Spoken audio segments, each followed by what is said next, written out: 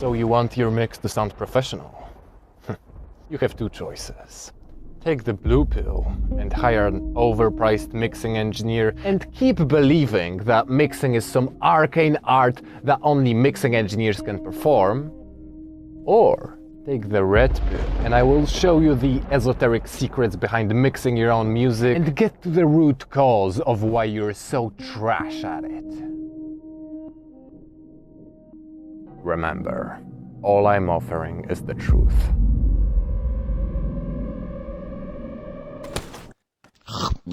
Wait, you took the blue one? The heck is wrong with you? Yummy! This guy. Fortunately enough, this version of Timmy took the red pill, which means that I can show you just how deep the rabbit hole goes. All these other YouTubers, they'll treat the symptoms of a bad mix and give you mixing techniques, but they never get to the root cause. And look, bro, you're not gonna learn any mixing techniques from this video. What you will learn, however, is the skill of identifying problems. Until you know what's actually wrong with the mix, you're pretty much shooting with a blindfold on. But once you see the problem for what it is, you will know what to do. What are you trying to tell me? That I can fix my bad mixing? No, Timmy.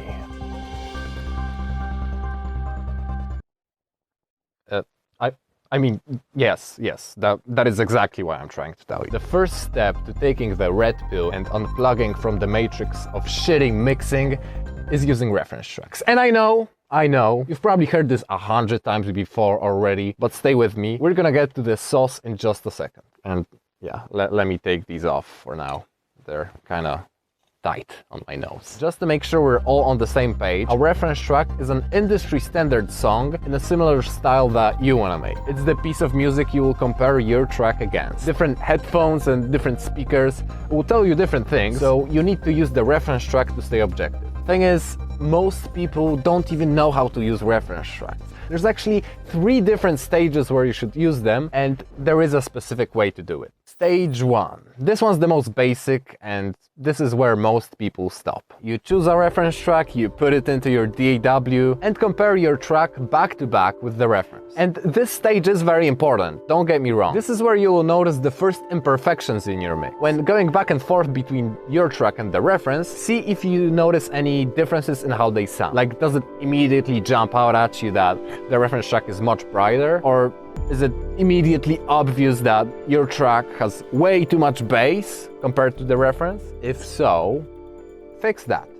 And again, I'm not going to show you the actual techniques on how to fix it, but once you know what the problem is, it's just a case of figuring out the solution.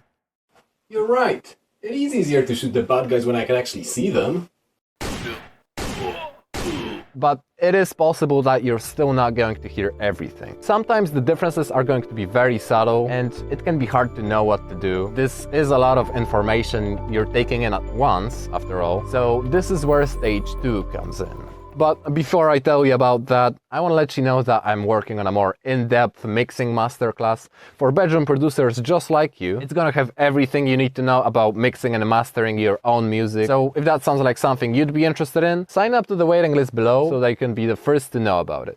Okay, stage 2. Now I'm going to add an EQ3 on both the master channel of my track as well as the channel with the reference track. The EQ3, as the name would suggest, is an equalizer with only 3 bands. One for the lows, one for the mids, and one for the highs. And with these buttons, you can turn each of these bands on or off. And when I solo just the lows, both for my track and the reference track, now I can compare both tracks in only the low frequency. You're zooming in on the specific frequency band, and without the other frequencies distracting us, it's much easier to spot problems in the mix. This is like you're putting a scope on your rifle. Ooh, cool. So let's compare the low frequencies right now.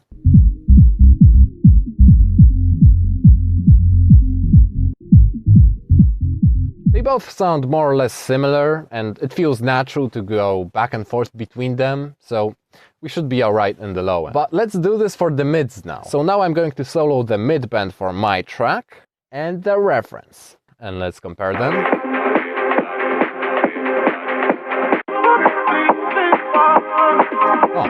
Interesting. Now it becomes pretty obvious what the problem is. The kick is way too punchy in the mid-range. And that's great. Now you know what to do in the mix. And after you fix that, then you would compare the high frequencies as well.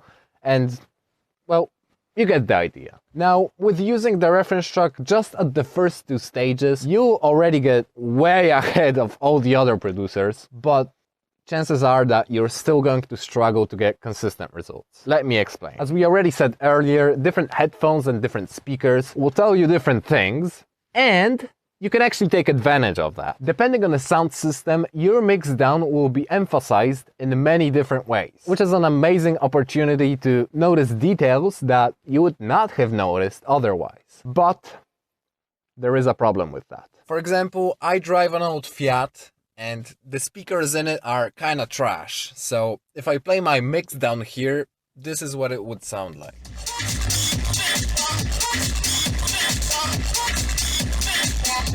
And you see, if I try to adjust the mix based on that and try to make it sound good on that specific set of speakers, it actually ends up sounding bad everywhere else. So when listening on different sound systems, you must still use the reference track. See, when I play my reference track, which is a properly mixed song, by the way, it's still gonna sound like trash on these speakers.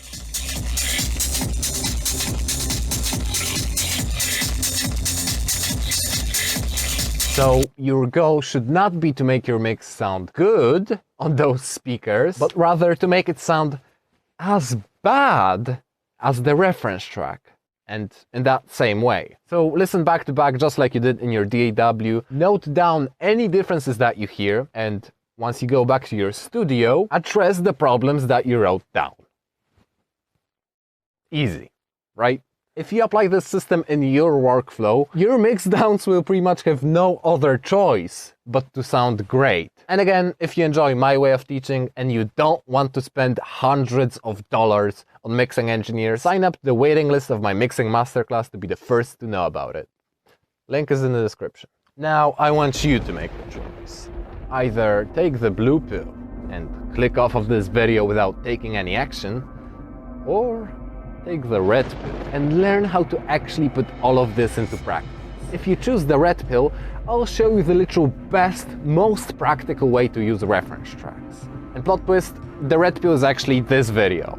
So click here right now to watch it, and I will see you there.